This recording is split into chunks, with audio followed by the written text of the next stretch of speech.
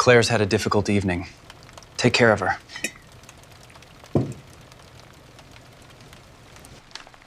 Read it.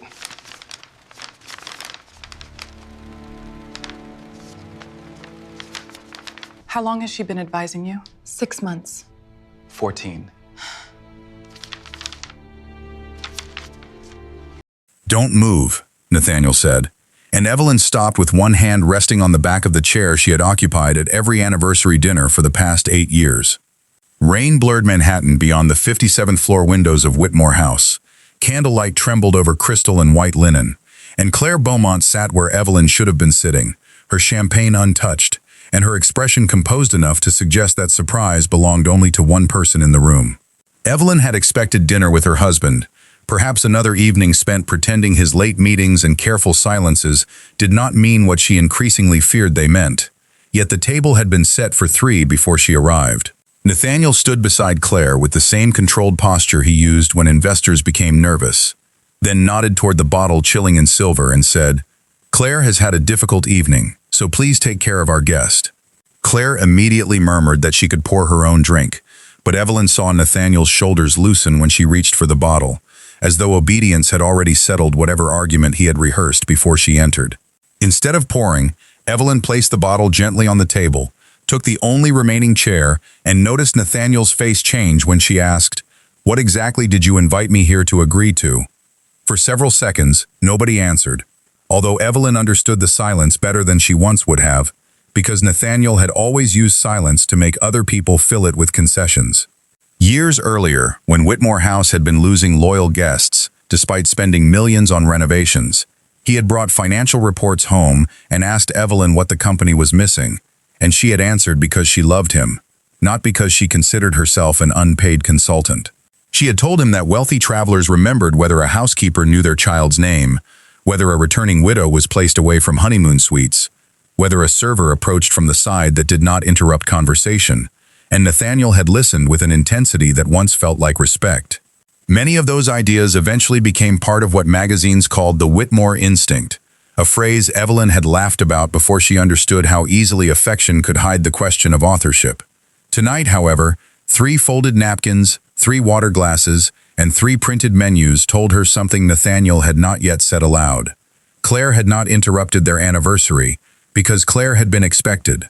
When Nathaniel finally reached inside his jacket and placed a cream-colored envelope beside Evelyn's plate, she looked first at the envelope, then at Claire, and realized the betrayal might be larger than the woman sitting in her chair. "It is a separation agreement," Nathaniel said, keeping his voice low enough that anyone passing outside the private dining room would have heard nothing unusual. Evelyn opened the envelope without touching the pen beside it and read the first pages slowly. An apartment on West 73rd Street. $5 million. Mutual privacy, mutual non-disparagement, and language designed to make the ending of a marriage sound like an efficient transaction. Claire shifted when Evelyn reached the final pages, and Nathaniel watched closely enough that Evelyn knew the real purpose of the document had not yet appeared. Then she found a waiver covering claims related to advisory work, intellectual contributions, operational concepts, strategic development, and any other services provided informally during the marriage. Language so broad that even someone without legal training could understand what $5 million was supposed to purchase.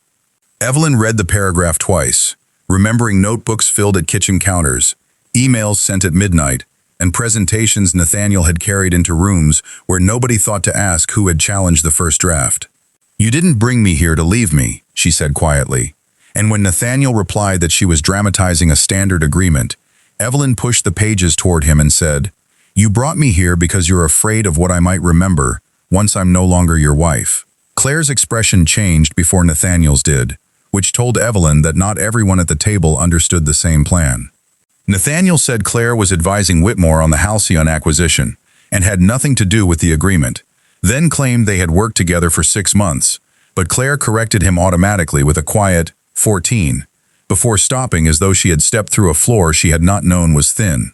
14 months reached back through the summer Nathaniel had described as unbearable board pressure, through Christmas in Aspen, and through a strategy Evelyn had developed at their kitchen table for reducing rooms at several Savannah properties while increasing repeat family bookings. Evelyn asked Claire whether she knew the Savannah model, and Claire's hesitation confirmed enough without proving everything. Nathaniel insisted implemented ideas belonged to the company and reminded Evelyn that she had never been an employee, and for the first time, she heard the sentence without the old instinct to defend the marriage surrounding it. "That part is true," Evelyn said, closing the agreement, "because I trusted my husband enough to work without asking whether my name would survive the room." Nathaniel's expression hardened, but there was something beneath the anger that Evelyn could not yet identify, and that uncertainty stopped her from turning him into a simpler man than he was. He offered more money, then warned that public conflict before Halcyon closed could jeopardize financing and thousands of jobs, a concern that was not entirely false and therefore more effective than an obvious threat. Evelyn told him she had no intention of going to the press, but she wanted an independent review of projects where her documented work had entered Whitmore systems, and Nathaniel refused before she finished the sentence. His speed mattered more than his volume, because a man who believed there was nothing to discover would have taken time to calculate. Evelyn removed her wedding ring, but rather than dropping it theatrically, she placed it beside the unsigned agreement and remembered an afternoon years earlier when Nathaniel had taught her never to threaten an opponent before protecting the evidence. "If you want privacy," she said, slipping into her coat, "agree by noon tomorrow to preserve the records and let an outside firm review them." Nathaniel stared at the ring and asked where she planned to go, yet Evelyn opened the door without answering, because for the first time that night she was more interested in what he feared she might find than in whether he wanted her to come home. At 9 the next morning, Evelyn sat across from Rebecca Sloan in a conference room near Bryant Park, while a paper cup of coffee cooled beside 2 yellow legal pads covered with project names, dates, and questions Evelyn wished she had asked years earlier. Rebecca read the unsigned agreement without offering comforting expressions, then told Evelyn that being morally responsible for ideas and legally owning them were different things, particularly when those ideas had been shared informally inside a marriage and implemented by a company with its own employees, contracts, and records. Evelyn did not argue, because she had chosen Rebecca precisely for the absence of theatrical reassurance, and together they separated what Evelyn could remember from what she might actually prove. There were notebooks, emails, calendar invitations, annotated presentations, and at least 2 occasions when Nathaniel had forwarded her written recommendations nearly verbatim to senior executives. But there were also hundreds of conversations that had vanished into the ordinary intimacy of married life. "You may discover that you contributed more than you can recover," Rebecca said, and Evelyn felt the sentence settle somewhere deeper than anger. "Then I need to know which parts were mine," she replied, "even if knowing turns out to be more valuable than winning." Nathaniel agreed at 11:43 to preserve records and permit a limited third-party review of 6 projects, but only after his lawyers insisted on temporary confidentiality and excluded broad access to board communications. 3 weeks later, the report produced neither the vindication Evelyn wanted nor the defeat Nathaniel expected, because it showed a pattern too complicated for either of them to use cleanly. 2 projects contained strong documentary evidence that Evelyn's written work had been incorporated without attribution, while 3 others showed meaningful influence but uncertain ownership, and 1 revealed that a senior operations team had substantially changed her original recommendation before implementation. More unsettling was an email from 5 years earlier in which Nathaniel had written to a vice president. "Evelyn saw the guest retention problem before any of us did, so billed from her notes," a sentence that contradicted his present claim that her contributions had been casual marital advice. Rebecca called it useful evidence, but Evelyn could not stop reading the timestamp, because that email proved Nathaniel had once understood exactly what she was giving him. The discovery did not make him a monster, which would have been easier. It made him a man who had gradually learned to benefit from something he initially recognized as hers. Evelyn pursued the 2 strongest claims and refused Rebecca's suggestion that they threaten a broader lawsuit merely to increase settlement pressure. Yet the decision did not produce the immediate freedom she had imagined while leaving Whitmore House. She rented a furnished apartment, contacted hotel owners she had known during the marriage, and discovered how many professional relationships had actually belonged to Nathaniel, even when people had spoken warmly to her at dinners. Several executives praised her privately but declined to provide statements. One former general manager warned that challenging Whitmore could close doors for years, and a Philadelphia owner listened to her turnaround proposal before asking the question she had secretly dreaded. "Your analysis is excellent," he said, "but if I remove Whitmore from your resume, what have you personally built that I can show my investors?" Evelyn began explaining the projects she had shaped, then heard how defensive she sounded and stopped herself. "Not enough that carries only my name," she said, closing the presentation, and although she lost the account, she left knowing the man had identified a weakness no settlement could repair. Brooks Hospitality Advisory began 2 weeks later with a borrowed conference room and a 72-room inn in Richmond that had lost repeat guests for 3 consecutive years. Its owner, Daniel Mercer, expected Evelyn to arrive with a sophisticated financial model, but she spent her first morning following housekeepers through hallways, sitting with front desk agents between check-ins, and asking breakfast staff which complaints guests repeated when managers were absent. She discovered that Daniel had eliminated several small practices to save money, including handwritten welcome notes for returning families and the authority for desk agents to solve problems without management approval. Changes worth less than one executive retreat, but responsible for dozens of quiet frustrations. Evelyn rebuilt those systems before touching room prices, and 4 months later, repeat bookings began to rise, giving her something she had never possessed while married to Nathaniel. A measurable result attached directly to her name. Daniel referred her to 2 owners, one of whom hired her for a small Nashville property, and for a few months Evelyn mistook momentum for proof that she had finally learned independence. Then the Harbor Bell Hotel in Charleston offered her a contract nearly 4 times larger than everything she had handled alone, and the desire to prove she belonged in bigger rooms made her say yes before caution could catch up. The Harbor Bell looked fixable from spreadsheets, and far more damaged once Evelyn arrived, because falling occupancy was only the visible symptom of years of distrust between ownership, managers, and employees. She hired 3 people, leased a modest office, promised improvement within 6 months, and ignored a senior housekeeper named Marisol Vega when Marisol warned that the hotel's general manager manipulated staffing numbers to hide turnover. Evelyn had heard similar complaints at troubled properties and believed she could address culture after stabilizing revenue, an assumption that sounded reasonable until 2 department heads resigned during the busiest month of the year. Guest complaints doubled, overtime costs erased the savings Evelyn had promised, and the owner terminated her contract before the 4th quarter, leaving Brooks Hospitality with payroll obligations and enough cash to survive barely 7 weeks. Sitting alone beneath fluorescent lights on the Friday she received the termination letter, Evelyn finally understood that escaping Nathaniel's shadow did not automatically make every decision she made wise. On Monday, she gathered her remaining employees, admitted that she had accepted a project before understanding it, and dismissed a warning because success had made her impatient. Then asked Marisol, who had agreed to speak with her by phone, to explain exactly what Evelyn had failed to see. Marisol did not soften the lesson, simply because Evelyn was willing to hear it, and during a 40-minute call, she described how outside consultants often arrived believing employees were data sources rather than witnesses to their own workplace. Evelyn wrote down every criticism without defending herself, then spent the next month redesigning the way Brooks Hospitality accepted clients, requiring anonymous staff interviews, operational access, and a diagnostic period before promising financial outcomes. She sold the office furniture, moved into a smaller apartment in Brooklyn, and paid her employees before paying herself during the worst month. Choices that strained her pride, but kept the firm alive long enough for the Nashville project to produce measurable improvements. One evening, her mother, Lillian, helped carry boxes up 3 flights of stairs and found Evelyn taping a printed Brooks Hospitality Advisory sign to the wall above a second-hand desk. "Your name looks good up there," Lillian said, then added that paper was cheaper than brass and therefore probably a better place to begin. Evelyn laughed harder than the joke deserved, partly because her mother was right and partly because nobody in the room expected her to be impressive. Over the following 18 months, growth came through evidence rather than montage-worthy miracles, and each larger opportunity arrived because an earlier client was willing to attach their own reputation to Evelyn's work.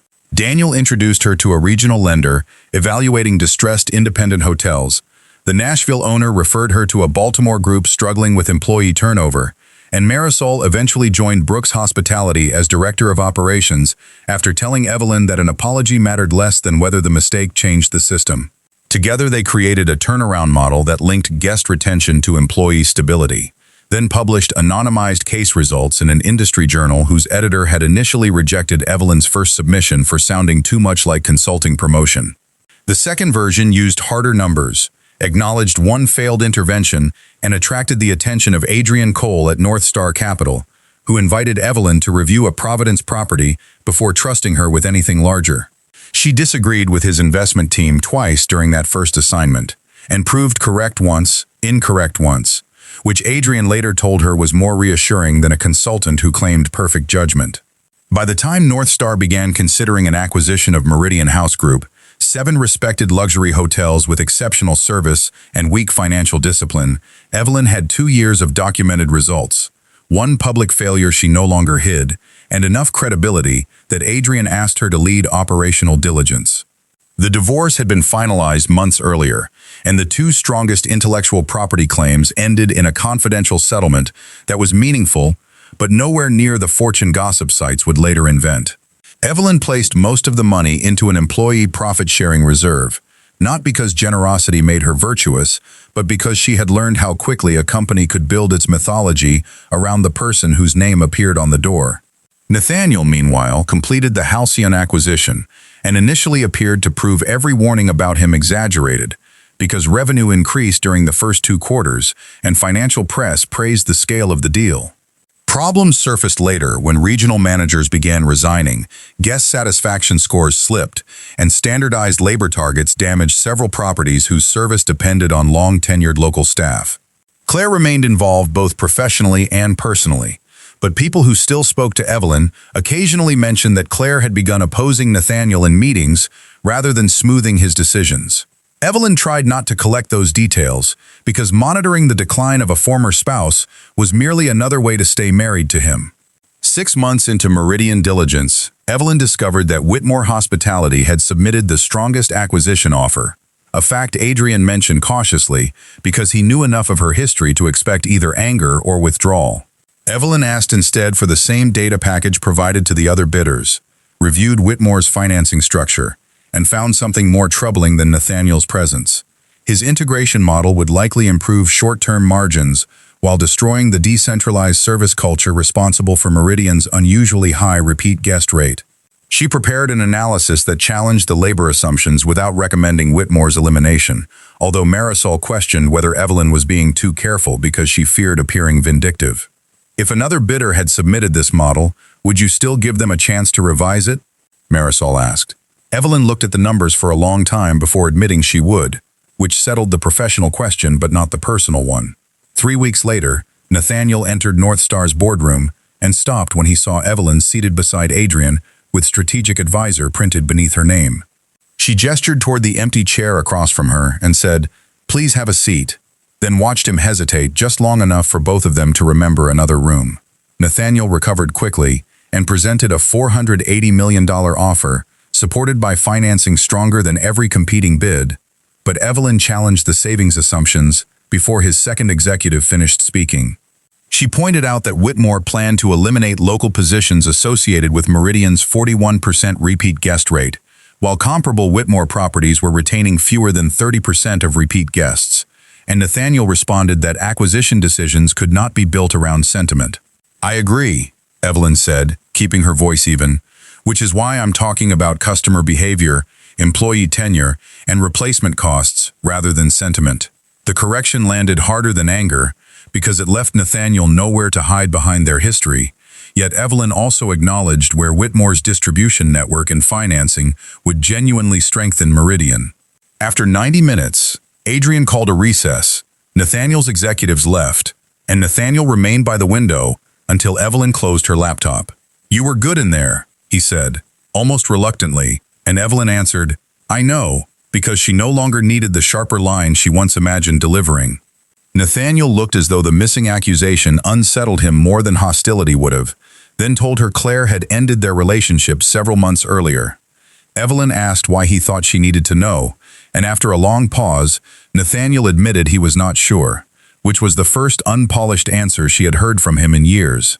He said Claire had accused him of making people feel essential until they disagreed with him, and when Evelyn asked whether Claire was wrong, Nathaniel did not defend himself. Before leaving, he asked what would make Whitmore's offer viable, and Evelyn gave him 4 conditions: retain Meridian's local management teams, protect its employee profit-sharing program, establish an independent service council with real authority, and cut projected layoffs substantially. Nathaniel said the changes would cost millions and asked what happened if he refused, while Evelyn simply explained that North Star would recommend another bidder. He requested until noon the following day, and Evelyn agreed, unaware that the choice he made overnight would create a problem far more dangerous to her than refusing the terms. Nathaniel signed most of the revised Meridian conditions at 11:46 the next morning, but he attached one unexpected provision requiring the Independent Service Council to publish quarterly reports on integration outcomes, including decisions approved or rejected by Whitmore leadership. Adrian considered the transparency unusual for an acquirer and assumed Nathaniel was attempting to reassure North Star, while Evelyn wondered why a man who had spent years concentrating authority would voluntarily create a permanent record of disagreement. The answer began to emerge 2 days later, when a financial reporter called Brooks Hospitality, seeking comment on an anonymous allegation that Evelyn had pressured North Star to weaken Whitmore's offer as retaliation for her divorce. Evelyn declined comment and immediately informed Adrian, who told her the accusation had reached 2 Meridian investors and included enough private information to suggest someone familiar with the transaction. For the first time since entering the boardroom, Evelyn faced a conflict in which behaving ethically might not be enough, because even a false appearance of revenge could damage North Star's sale process and the reputation she had spent 2 years building. She offered to recuse herself, but Adrian refused temporarily and ordered an internal review of communications around the bidding process. The anonymous packet contained selected emails showing Evelyn criticizing Whitmore's labor model, references to her confidential marital dispute, and a copy of an old presentation from the Savannah Project with annotations in her handwriting. None of the material proved misconduct, but arranged together it created a persuasive narrative that Evelyn had spent years claiming Whitmore stole her ideas and now possessed the authority to make Nathaniel pay. Marisol urged her not to assume Nathaniel was responsible simply because he had the most obvious motive, although Evelyn found that restraint difficult when one attachment came from a folder she remembered seeing on his home laptop during their marriage. Rebecca examined the packet and said the leak appeared designed less to win a legal dispute than to contaminate Evelyn's credibility at precisely the moment Meridian's board needed confidence in her independence. Adrian placed another advisor beside Evelyn on all Whitmore discussions while the review continued, a decision she understood professionally and hated personally. She had spent years escaping the problem of being defined through Nathaniel, only to discover that someone could still reduce her entire career to a reaction against him with a few carefully chosen documents. Nathaniel called after the reporter contacted Whitmore, but Evelyn refused to discuss the investigation beyond confirming that North Star was reviewing the leak. "I didn't send it," he said, and there was enough force in his voice that she almost believed him before remembering how often certainty had once substituted for truth between them. Evelyn replied that his innocence would be established by evidence rather than tone, a standard he had demanded from her when she challenged the ownership of her own work. He went silent, then said his general counsel would preserve internal communications and cooperate with North Star without requiring a subpoena. 2 years earlier, Evelyn might have interpreted the offer as manipulation. Now, she merely forwarded it to Adrian and let the investigators decide its value. The review found no evidence that Nathaniel or Whitmore's acquisition team had contacted the reporter, but it did discover that Claire still possessed archived materials from her 14 months advising the company. When Evelyn saw Claire's name in the preliminary report, disappointment arrived before anger, because some small part of her had believed their shared experience of Nathaniel's control meant they understood each other. Claire asked to meet before North Star interviewed her formally, and Evelyn agreed only after Rebecca advised that anything relevant should be disclosed afterward. They sat in a quiet Brooklyn coffee shop on a Saturday morning, where Claire looked less polished than Evelyn remembered, but far more frightened than someone preparing a simple apology. She admitted keeping copies of Whitmore materials after leaving Nathaniel because she expected a dispute over compensation, yet insisted she had not sent the anonymous packet and offered her devices for forensic review. Then she told Evelyn something more difficult. 3 weeks before the anniversary dinner, Nathaniel had instructed Whitmore's legal team to identify every project that might involve Evelyn's informal contributions, claiming he wanted to understand his exposure before proposing separation. Claire had assumed the review was defensive legal preparation until she saw the waiver and realized Nathaniel intended to use Evelyn's uncertainty about ownership to secure a broad release. "I told him to talk to you honestly," Claire said, "and I asked why he needed the agreement that night instead of giving you time." Evelyn waited while Claire stared at her coffee and finally added, "He said if you had time to understand how much of the company carried your thinking, you might realize you didn't need him." The sentence hurt because it connected pieces Evelyn had deliberately stopped assembling, yet Claire's next admission prevented the revelation from becoming a simple confirmation of villainy. According to Claire, Nathaniel had also rejected his lawyer's recommendation to claim that Evelyn's notebooks contained Whitmore confidential information and demand their return, a tactic that could have made Evelyn's later claims significantly harder to pursue. "He said they were hers," Claire explained, and when counsel pushed, he ended the discussion. Evelyn felt anger and confusion coexist, because the same man who tried to purchase her waiver had quietly protected the evidence that allowed her to challenge him.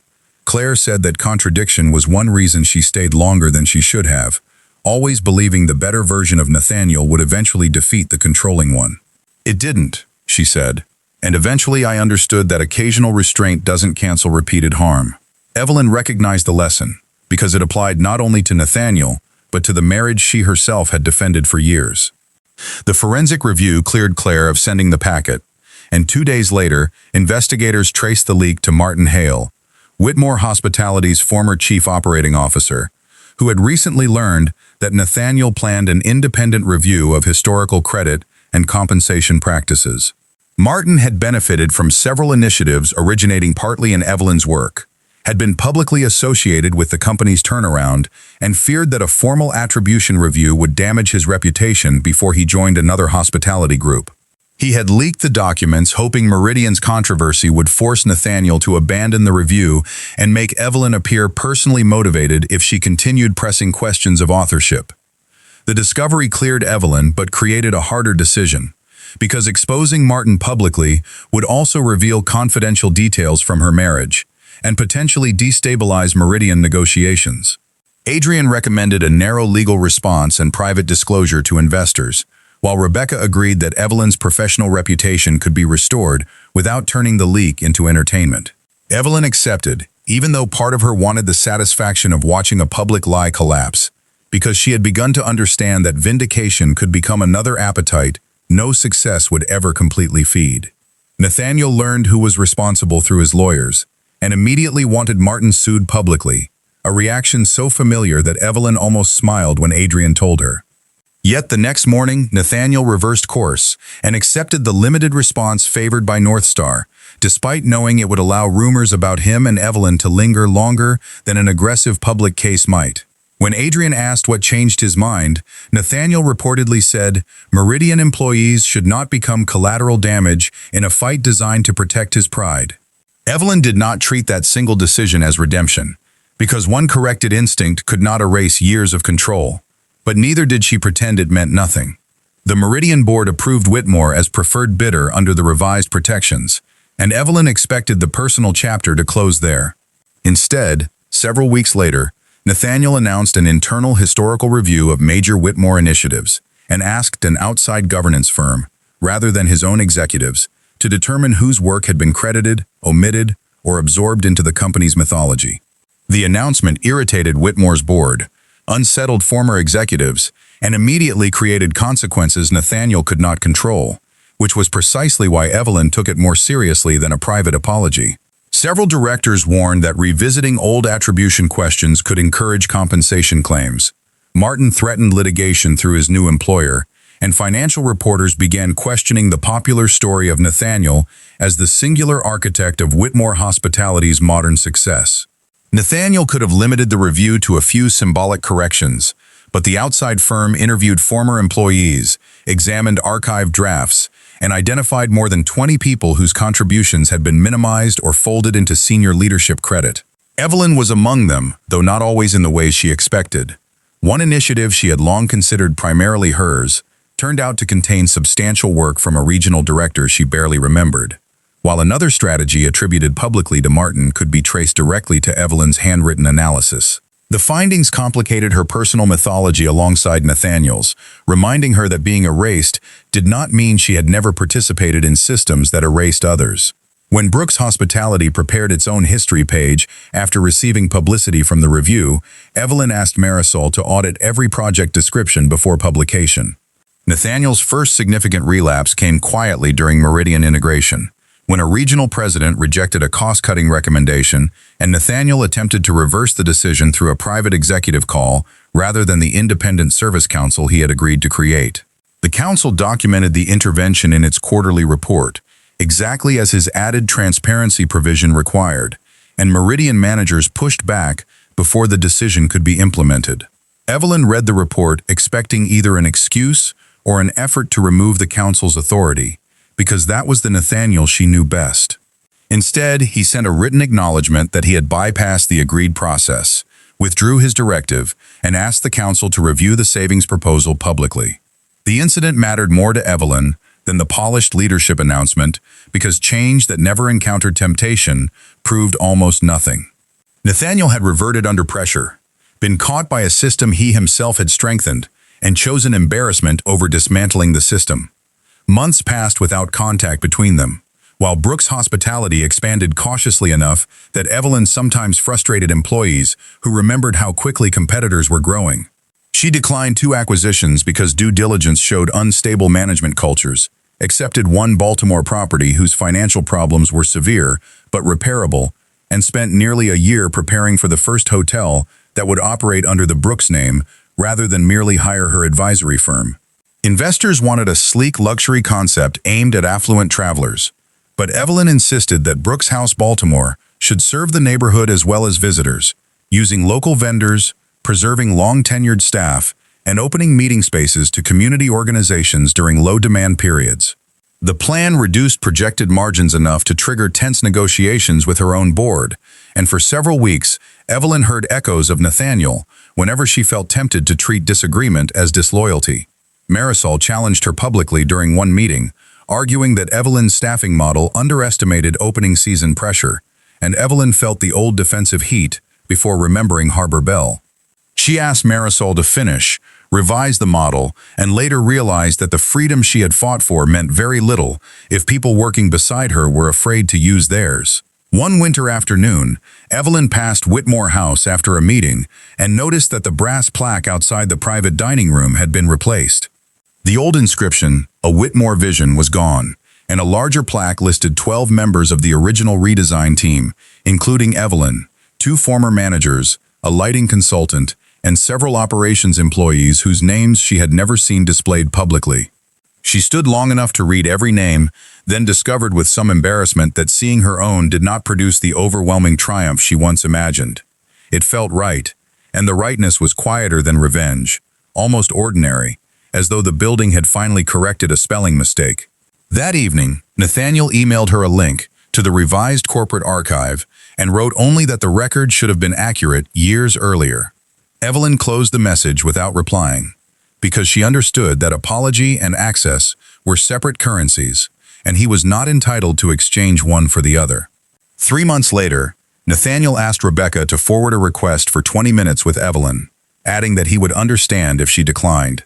Evelyn waited 2 weeks before answering, surprised that her hesitation came from caution rather than longing, then chose Whitmore House because avoiding the room forever would have allowed the old humiliation to retain more power than it deserved. When she entered, the table was set for 2, with coffee rather than champagne, and Nathaniel stood but stopped before reaching for her chair. He looked older in ways money could not disguise, although nothing about him invited pity, and Evelyn appreciated that he did not begin by describing how much he had suffered. "I owe you an apology that doesn't ask you to repair anything for me," he said, then acknowledged the affair, the stolen credit, the waiver, and the years in which he privately valued her judgment while publicly benefiting from her invisibility.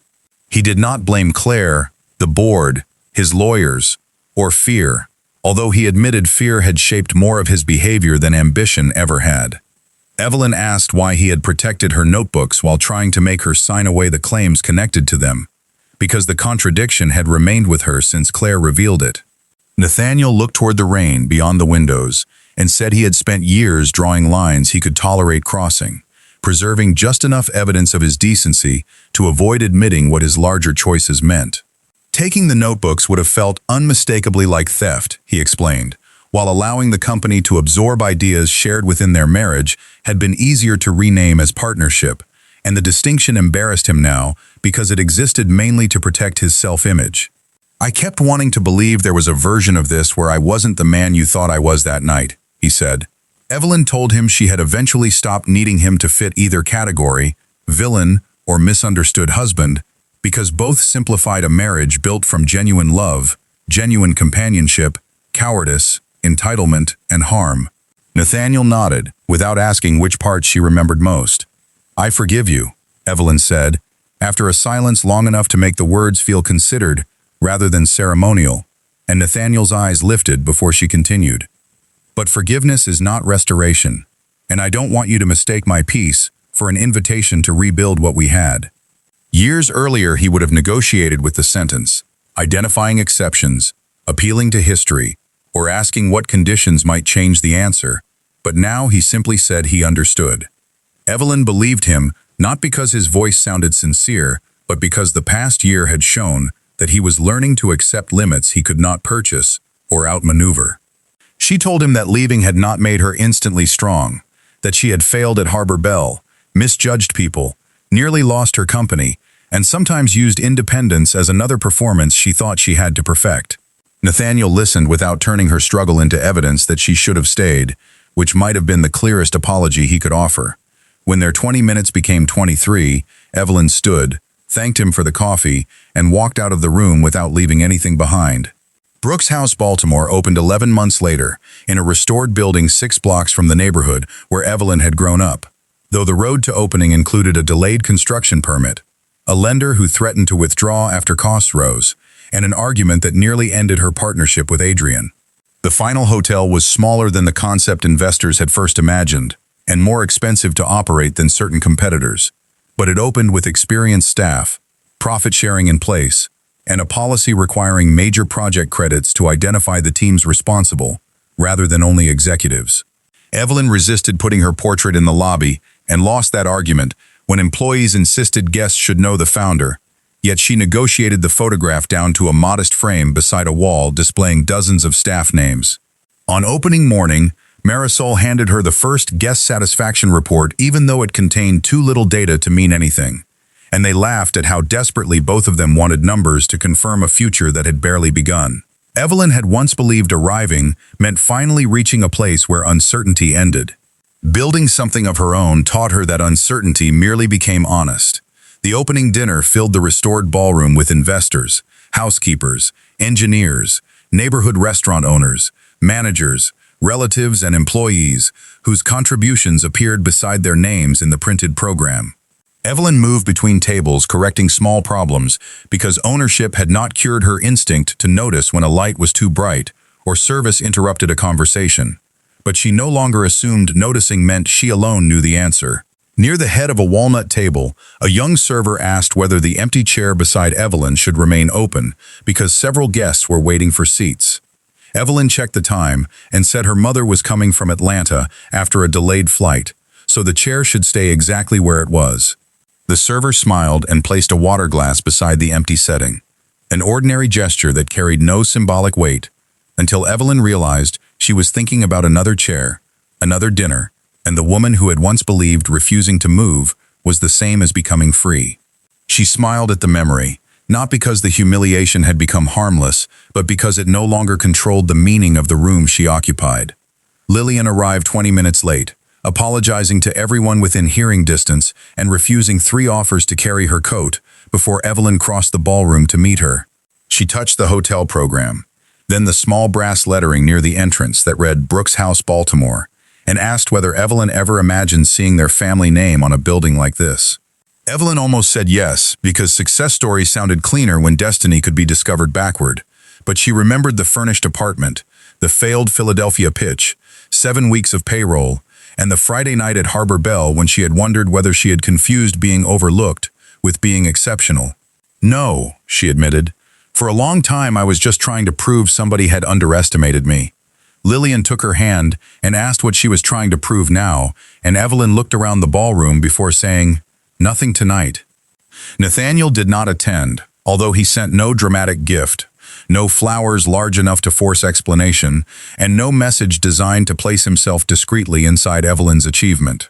2 days later, she received a handwritten note congratulating Brooks Hospitality's entire team and wishing the hotel a long life, with his name at the bottom and nothing else. Evelyn placed it among dozens of notes from clients, former employees, lenders, and friends, neither displaying it prominently nor hiding it away. She had learned that healing did not require destroying every artifact of a former life, just as forgiveness did not require restoring its privileges. Nathaniel remained imperfect, occasionally resisted his own reforms, and would probably spend years learning what control had cost him, while Evelyn remained capable of ambition, pride, error, and the temptation to mistake being right for being wise. Their humanity had survived the need for either of them to become a lesson perfectly learned. During dinner, Lillian touched the place card beside her plate and quietly asked whether Evelyn had built all of this herself. The old answer would have been complicated by Nathaniel, by every room in which Evelyn's ideas had traveled under another name, and by the private fear that acknowledging help might somehow diminish what she had finally achieved. Evelyn looked instead at Marisol, debating staffing with an investor, Daniel Mercer laughing near the windows, Adrian speaking with a neighborhood business owner, and dozens of employees whose work would decide whether Brooks' house became a success or simply an expensive opening night. "No," Evelyn said, and this time there was pride rather than sacrifice in the answer. "We built it." Later, after the last speech and before dessert, Evelyn stepped into the lobby, where evening light reflected softly across the polished floor. Near the entrance stood a discreet brass panel listing the architects, contractors, department leaders, consultants, community partners, and opening team, and Evelyn found her own name among them rather than above them. Years before, invisibility had taught her to crave recognition because she believed being named was the opposite of disappearing, yet experience had given her a more difficult understanding. A name mattered when it told the truth about the work, but belonging was never something another person could permanently assign, withhold, or grant through a chair, a marriage, a title, or a plaque. It came from knowing what she had contributed, what she had failed to see, what she still needed from other people, and which parts of herself she would no longer trade for access to someone else's life. When Evelyn returned to the ballroom, Lillian had saved the chair beside her, despite several guests arriving late, and she patted the seat with exaggerated authority, as though presiding over a family kitchen instead of a hotel opening. Evelyn sat, accepted the plate someone passed to her, and listened while the people around the table disagreed about music, construction, neighborhood history, and whether the dessert contained too much salt. Nobody lowered their voice because she was the founder, and nobody waited for permission before offering an opinion, which pleased Evelyn more than any toast delivered that evening. She had once spent years helping build an empire where love blurred the borders of ownership until she could no longer tell which pieces of her life still belonged to her. Now she understood that the answer was never to build a world where everything belonged to her instead. The room grew louder as dinner continued, warm with argument, laughter, and the ordinary disorder of people who felt safe enough to take up space. Evelyn looked once at the empty chair on the other side of the table after a guest stepped away, then turned back to her mother without assigning the emptiness any meaning. Some chairs were only chairs, some endings were allowed to remain endings, and some names became strongest when they no longer needed to stand alone. For the first time in years, Evelyn was not measuring whether she should stay or preparing herself to leave. She was simply present in a life she had chosen, surrounded by people who could disagree with her without disappearing. And when Lillian reached beneath the table and squeezed her hand, Evelyn squeezed back.